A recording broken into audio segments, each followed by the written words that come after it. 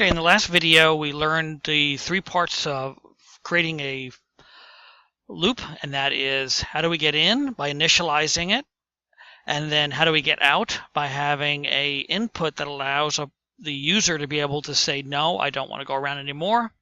And the last part is done looping so we know that we're out. In the last lesson, what we did is we created a counter which says that we'll take whatever's in the counter and add 1 to it. So the first time through it's 0, 0 plus 1 is 1, first time around 1 plus 1 is 2, second time around, etc.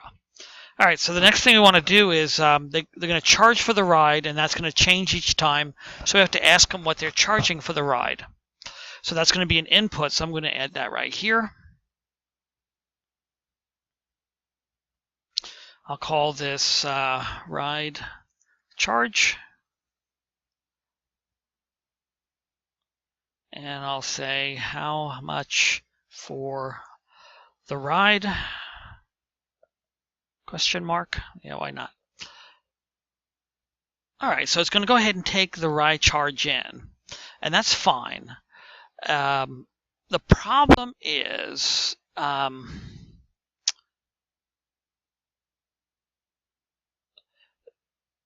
if we want to,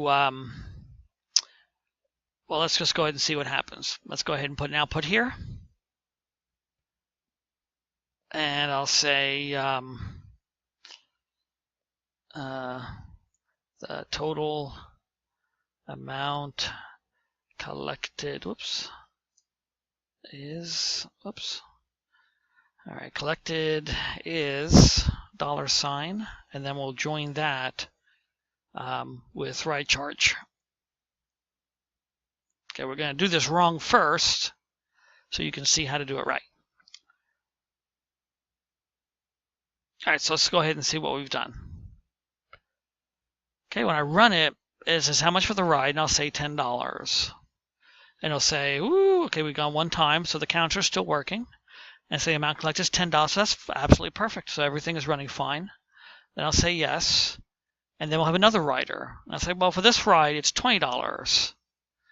And it says we are looping, we've gone around 2 times, so that worked out fine.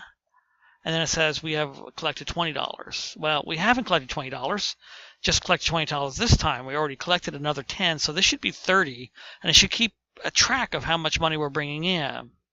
So we have to add another component to this. So let's go ahead and shut this down.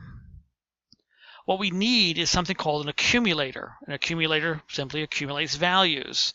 Accumulator is the same as a counter, except a counter accumulates by 1, so we call it a counter. So what I'm going to do is I want to take ride charge and accumulate the ride charges so I know what I've taken in during the day. And that's going to be with an assignment. Now, when we create an accumulator, we call it whatever we want as long as the suffix is accum. Just like with a counter, if we had several counters, the suffix would be count, so people know what that object is. So this is going to be, let's call this pay accum. Pay accum, and accumulators are whatever accum equals whatever accums plus whatever. So pay accum equals pay accum plus, and then ride charge is what we are accumulating. Or we're accumulating the charges. So the generic is whatever accum equals whatever accum plus whatever your charge, whatever you're collecting. And here it's pay accum equals pay accum plus ride charge. That's what we are. Or we can say, we could have said pay. We could have called that pay. All right. So now we're going to change this to the ride charge. We want to see the pay accum. So we want to see that. So we'll change this to pay accum. And see if this works better.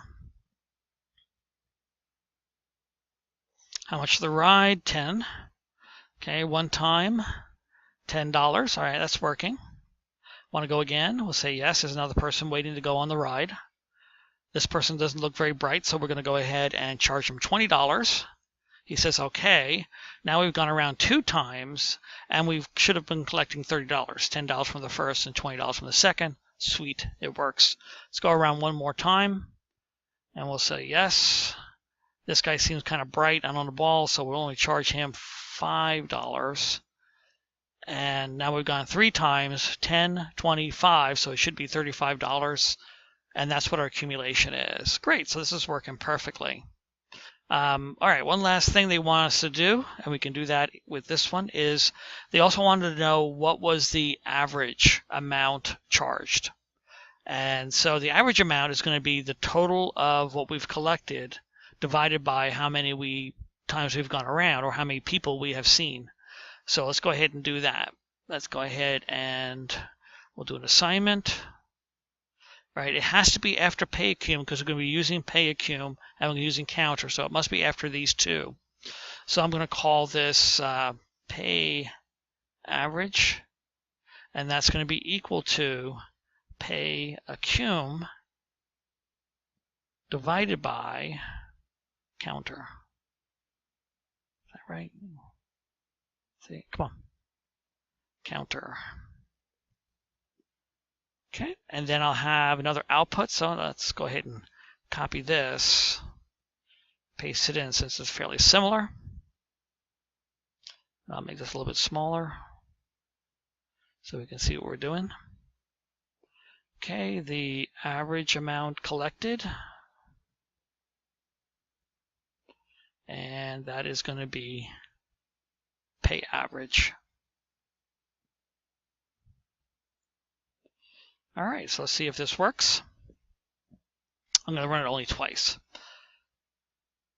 All right, so how much for this ride? It's $10, and we've seen that this all works. The average is 10 because it's 10 divided by 1. And then we'll say yes. Then we'll do it again. We have the slow person again, so we'll charge him 20. Gone around twice. We collected $30. 30 divided by 2 is 15, and that's $15. Excellent. Okay, so we are done. Let's put this one in the books. Next thing we're going to do is code this so you can see how that works.